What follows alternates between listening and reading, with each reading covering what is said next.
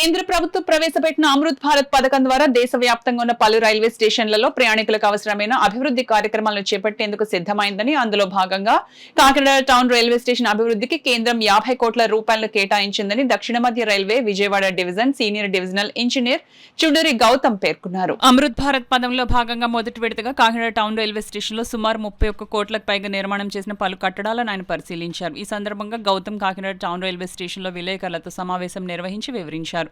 కాకినాడ నగర ప్రజలను అవసరమైనటువంటి పార్కింగ్, గ్రీనరీ, ప్రయాణికుల నివాసం వంటివి ఏర్పాటు చేశామన్నారు. తెలుగు దిగ్గజాల ఫోటోలను బయట పెయింటింగ్ ద్వారా వేశామని, అలాగే వికలాంగుల కోసం ప్రత్యేకంగా మరుగుదొడ్లను ఆధునిక సాంకేతికతో నిర్మించినట్లు చెప్పారు.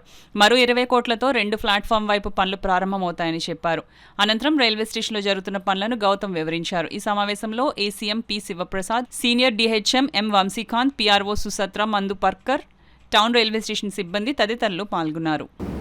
ఈ అమృత్ స్టేషన్లో మనం కాకినాడ స్టేషన్ తీసుకుంటే ఆల్మోస్ట్ మనం ఈ ఫస్ట్ ఫేజ్లో 31.37 crores ఇన్వెస్ట్మెంట్ చేశాము, వర్క్స్ చేసాము. ఓకే, అందులో రకరకాల వర్క్స్ అంటే మీరు ఫర్ సపోజ్ బయట నుంచి చూద్దాము. ముందు వచ్చినప్పుడు సర్క్యులేటింగ్ ఏరియా, మన పార్కింగ్ అవ్వచ్చు, పార్కింగ్ ఆఫ్ వెహికల్స్ అవ్వచ్చు, అంటే కార్స్కి సెపరేట్, 2 వీలర్స్ సెపరేట్ చేసాము, ఆటోస్కి సెపరేట్ చేసాము.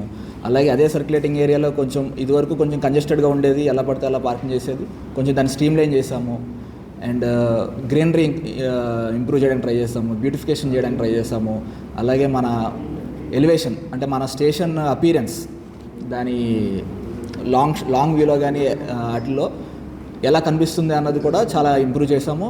అండ్ లోకల్ మేడే అంటే మన దాంట్లో వాడిన టైల్స్ కానీ, దాంట్లో మన జాలీ మెష్ టైప్ మెటీరియల్ కానీ ఏదైనా సరే మొత్తం లోకల్ టెర్రకోటా మెటీరియలే వాడి చేసాము.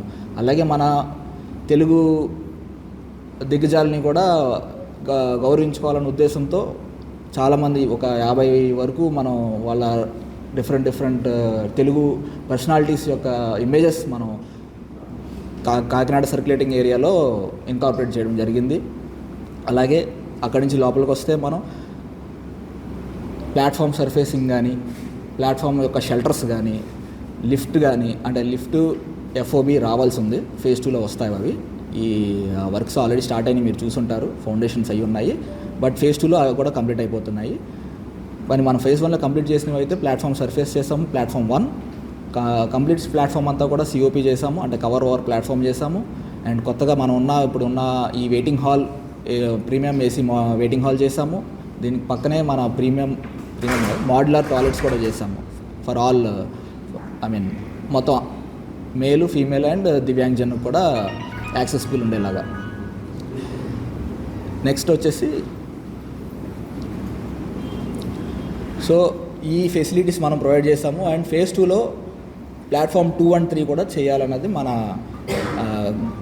Final goal. దాంట్లో కూడా ఇవే ఫెసిలిటీస్ కవర్ ఓవర్ ప్లాట్ఫామ్ కానీ, ప్లాట్ఫామ్ సర్ఫేసింగ్ కానీ అన్నీ వస్తాయి. ఆ వర్క్స్ అన్ని శాంక్షన్ అయినాయి, వర్క్స్ కూడా అవార్డ్ చేస్తున్నాము. ఇంకా పని స్టార్ట్ చేయాలి. మొన్నే అవార్డ్ అయినవి అవి ఒక 13, 15, 14 కోట్ల వరకు అవి కూడా. సో మొత్తంగా కాకినాడ స్టేషన్కి 50 కోట్ల దాకా మనం ఖర్చు పెట్టి ఇంప్రూవ్మెంట్స్ అన్నవి ప్రైమ్ మినిస్టర్ మోడీ గారి విజన్లో అమృత్ భారత్ స్టేషన్ స్కీమ్లో చేస్తున్నాం అన్నమాట. ఓకే, మీకు ఇప్పుడు నేను ఒకసారి ఈ డిస్కషన్ అంతా అయిపోయిన తర్వాత చిన్న టూర్ మీ అందరినీ కూడా మనం చేసినవన్నీ చూపించడానికి ఒక టూర్ తీసుకెళ్ళి చూపిస్తాము. ఆ తర్వాత మీరు అన్నీ గమనించండి. ఏమైనా క్వశ్చన్స్ ఉన్నా, ఏమన్నా మీకు చిన్న సజెషన్స్ ఉన్నా, ఏమన్నా సరే.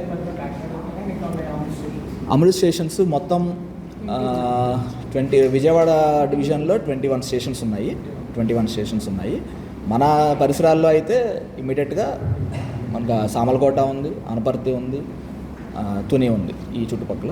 అలాగే మొత్తం డివిజన్ మీద మొత్తం 21 స్టేషన్స్ ఉన్నాయి. అన్నీ కూడా ఒక్కొక్క స్టేషన్కి వాళ్ళ వర్క్ ప్రోగ్రెస్ బట్టి ఇనాగ్రేషన్ ప్లానింగ్ ఉంది. మనం ఇమీడియట్గా వర్క్ కొంచెం త్వరగా చేయగలిగాం కాబట్టి త్వరగా అయ్యింది. మనం ఈ స్టేషన్ని ఇమీడియట్గా ఈ నెలలో ఇనాగ్రేషన్ అనేది